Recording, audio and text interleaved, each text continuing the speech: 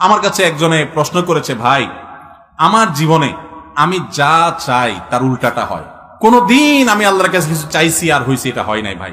চাকরি চাইছি রাস্তা রাস্তা করছি, হয় নাই ভাই। বিয়ে করতে গেছি, যেখানে গেছি ওখানেই না বাধা আসছে। আমার জীবনে ভাই কেন এরকম বলেন তো? আমার কাছে প্রশ্ন দিচ্ছে। তো আমি বললাম, ভাই আপনি যে সত্য কথা বলেন না, একটা ডাহা মিথ্যা কথা বলছেন, এর প্রমাণ আমার হাতে। কিরকম প্রমাণ? আমি বললাম, এই যে আপনি প্রশ্ন দিচ্ছেন আমার লাইভ প্রশ্নোত্তর অনুষ্ঠানে, শুক্রবার রাতে যেটা হয় 8টা, আমার এই লাইভ অনুষ্ঠানে কোন সপ্তাহে মাসে 25 থেকে 30,000 প্রশ্ন আসে। 30,000 প্রশ্ন আসে 1 ঘন্টায়। আমি উত্তর দিতে পারি 60, 70, 80, 90, বড় জোর 100টা দেওয়া যায় না। 1 ঘন্টায় কয়টা প্রশ্ন উত্তর দেওয়া যায়? প্রশ্ন আসে 25-30,000, কখনো কখনো এভারেজে তো 15-20,000 সবসময় আসে। তো আমি বললাম যে 25-30,000 মানুষের কমেন্ট থেকে আপনার কমেন্টটা আমার চোখে পড়ছে, আল্লাহ ফালাইছেন, আমি সেটা পড়ছি, তাহলে আপনি তো সবচেয়ে সাকসেস মানুষ আমি দেখতেছি। আপনি একটু আগে বললেন, আপনার প্রশ্নের মধ্যে আপনি লিখলেন যে ভাই আমি জীবনে যা চাই জীবনে তার উল্টাটা হয়, আমার কথা কোনোদিন পূরণ হয় না। আমাদের এই লাইভ অনুষ্ঠান 212-13টা পর্ব হয়ে গেছে এ পর্যন্ত। 4-5 বছর ধরে লাইভ করতেছি। এমন বহু লোক আছে যে 4-5 বছর ধরে চেষ্টা করে, বেচারার প্রশ্ন আমার চোখে আসে নাই। বৃষ্টির মতো প্রশ্ন আসতে থাকে ফেসবুকে, নিতে পারি না। আপনার প্রশ্নটা আমার কাছে আসছে, ধরা পড়ছে, আমি পড়তেছি, উত্তর দিতেছি। আপনি তো সৌভাগ্যবান মানুষ ভাই। আমরা এভাবে চিন্তা করি না, আমরা সব নেগেটিভ চিন্তা করি। গ্লাসের অর্ধেক পানি, বলি যে ভাই আমার গ্লাসটা অর্ধেক খালি, দেখছেন? আলহামদুলিল্লাহ বলেন। আবার আরেকজন এসে বলে, হুজুর আমার স্বামীটা পরকিয়া করে, 2 নম্বরই করে। আমি কই পিডে আপনারে? কয় না, সেটা করে না। আমি আলহামদুলিল্লাহ পড়ে। ইমানদার সব সময় খুঁজবে যে শুকরিয়ার জায়গাটা কি। আপনার ঘরে ঢুকছেন, ঢুকে দেখছেন হায় হায় চোর বেটা ঢুকে টাকা পয়সা, সোনা গয়না, মোবাইল সব নিয়ে গেছে। এখন দেখার পর খুব স্বাভাবিক মানুষ হিসাবে চান্দিতে গরম হবেই, মেজাজটা গরম হবেই, মন তো খারাপ হবেই। কিন্তু আপনি বুদ্ধিমান মানুষ হলে চিন্তা করবেন, আল্লাহ খাটটা নিতে পারেনি, আলমারিটা রয়ে গেছে, হ্যাঁ শোকেসটা নাড়তে পারে না, নাড়তে পারলে এটাও নিয়ে যেত, হ্যাঁ ফ্রিজটা নিতে পারে না, যাক আজকে যদি আগুন লাগতো এগুলো তো পুরো ছাই হয়ে যেত। আলহামদুলিল্লাহ সেই বিপদটা আমার হয় নাই। এখন আপনি বলবেন তাহলে আগুন লাগলে কি বলবো? আগুন লাগলে তখন বলবেন আল্লাহ যাক আমি তো বাঁচছি।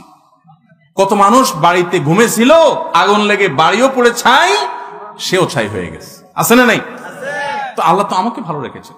ইমানদার সব সময় পজিটিভ পয়েন্ট খুঁজবে, খুঁজে আল্লাহ শুকর আদায় করবে। শুকর আদায় করলে আল্লাহর কোনো ঠেকা পড়ে না যে আপনার শুকর আদায় করলে আল্লাহ কোনো লাভ। আপনি শুকর আদায় করলে আপনি সুখে থাকবেন। কিভাবে সুখে থাকবেন? আপনার একটা বিপদের পর আপনি যদি হালকা হয়ে যান, তাহলে আপনি নির্ভর হয়ে যাবেন, আপনার পেরেশানি কমে যাবে। আল্লাহ আমাদের সবাইকে শুকরিয়া আদায় করার তৌফিক দান। তাহলে আমরা আল্লাহ শুকর আদায় করবো তো ইনশাআল্লাহ। শুকর 3 ভাবে করবো। কয় ভাবে? নাম্বার 1, মুখ দিয়া শুকর আদায় করা। মুখ দিয়া, সেটা কি? আলহামদুলিল্লাহ। মুখে কি বলা? আলহামদুলিল্লাহ। আল্লাহ তোমার শুকর আদায় করতেছ, আল্লাহ তোমার শুকর আদায় করতেছ।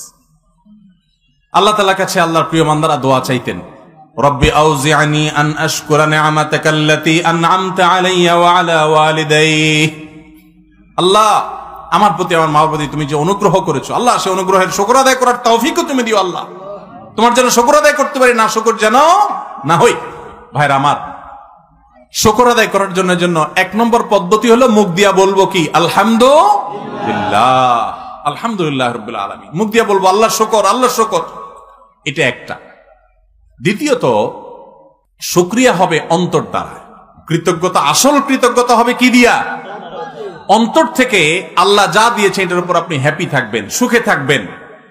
আপনি সুখী হওয়ার মূল চাবিকাঠিটাই এই জায়গাটাতে, যে আপনি মনের দিক থেকে সুখে থাকবেন। এই জন্য নবী সাল্লাল্লাহু আলাইহি ওয়াসাল্লাম বলেছেন, লাইসাল গিনা বিকাসরাতিল আরদ ওয়ালাকিন্নাল গিনা গিনান নাফস। অনেক সম্পদের মালিক হওয়ার নাম ধনী হওয়া নয়।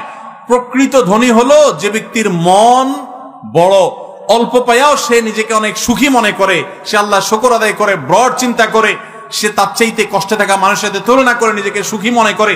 এই লোকটা হলো আসল ধনী। যার অনেক আছে কিন্তু এরপরও নাই নাই করে, খাই খাই করে, এই লোক দেখতে ধনী হলে কি আসলে ফকির।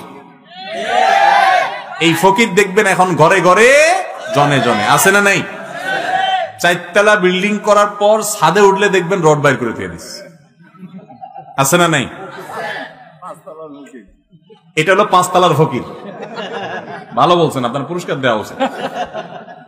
4 তলা করার পরে ধরেন পারমিশন 4 তলারই আছে, আর করার পারমিশন নাই, এরপরে দেখবেন উপরে ছাদে উঠে রড বাইর করে দিয়ে দিচ্ছে, মানে জোড়া দিয়ে আরো 1 তলা।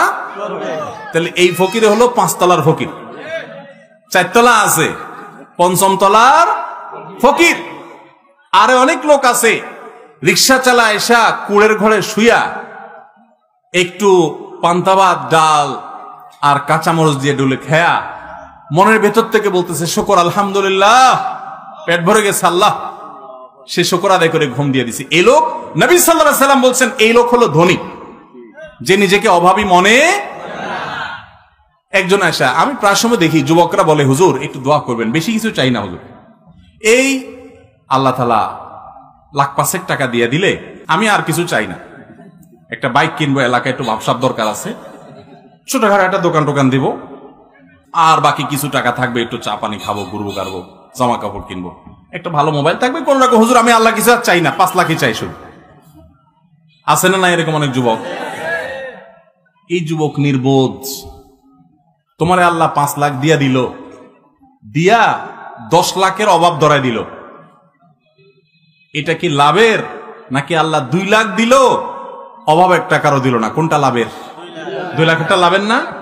তুমি আল্লাহর সাথে পাল্লা দিয়া তো গোল্লায় যাবা, 5 লাখ আর 10 লাখ এরকম নাচাইয়া বুদ্ধিমান মানুষের কাজ হলো আল্লাহুম্মা ইন্নী আসআলুকাল আফিয়াহ, আল্লাহ আপনার কাছে আমি শান্তি চাই, সুখ চাই।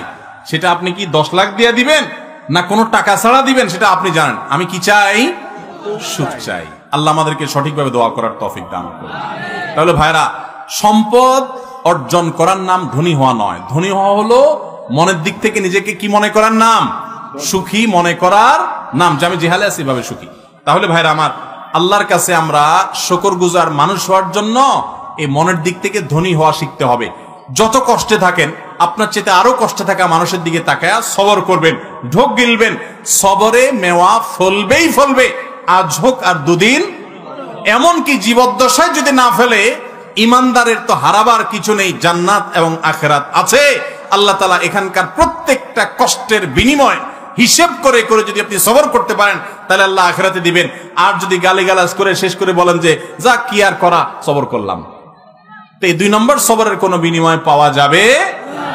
আল্লাহ আমাদের সবাইকে শুকর আদায় করার তৌফিক দান করুন। এই শুকর আদায়ের মধ্যে আবার কিছু মানুষ আছে দেখবেন আল্লাহ শুকর খুব জোর করে আদায় করে, মাশাআল্লাহ, এটা তো ভালো, কিন্তু বান্দার শুকর আদায় করে না। কথা বুঝছেন? আল্লাহরও শুকর আদায় করতে হবে, আবার বান্দারও শুকর আদায় কিভাবে সেটা? ধরেন আল্লাহ তাআলা আপনাকে অনেক সম্পদ করার তৌফিক দিয়েছেন, পড়ালেখা করে অনেক কিছু করতে পারছেন, যাই হোক কিছু একটা হয়েছে, আপনি তো প্রথম আল্লাহ শুকর আদায় করবেন, আল্লাহ তৌফিক দিয়েছেন সেজন্য। কিন্তু পাশাপাশি এই এতদূর যাওয়ার পেছনে যদি কারোর অবদান থাকে, তাহলে সেটাও স্বীকার করতে হবে যে এটা আল্লাহ আমাকে দিয়েছেন, অমুক আমাকে সাহায্য করছেন, তার উসিলা ছিল, তার চেষ্টা ছিল, আমি তার নেয়ামতের শুকরিয়া আদায় করি, এটা আপনাকে মুখে স্বীকার করতে হবে।